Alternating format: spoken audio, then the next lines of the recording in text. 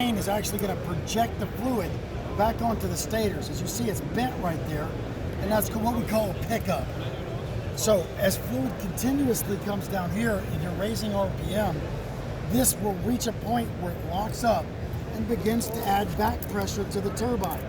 Now when it adds back pressure to the turbine, you also have fluid coming in there still consistently, and that's when it changes direction and begins to drive the car.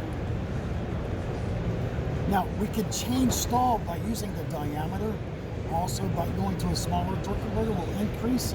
Going to a bigger diameter is going to decrease the stall. Also, the pitch of these bends, the more clockwise you get, the lower the stall gets. And the reason is because it goes straight on. The more counterclockwise, this is actually not going to go directly in. It's going to slow the fluid down and hit the back of this, change directions. So it's going to take more RPM to meet that same pressure in order for it to go. So now, how do we control it just by changing the diameter? If you guys have ever been on a merry-go-round before, the more you step in towards the center, the pressure pulling you outwards drops.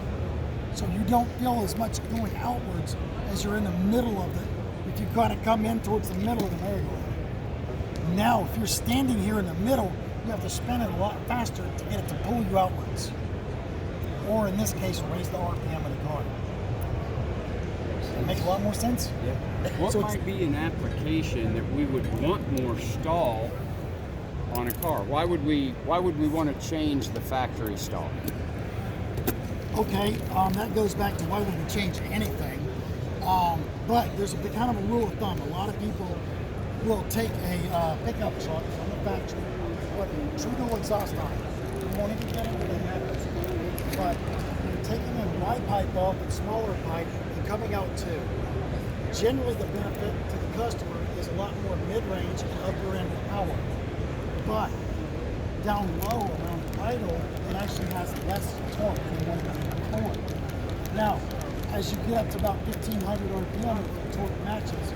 And then would you supersede 1800 to 2100 RPM, you can start seeing a gain.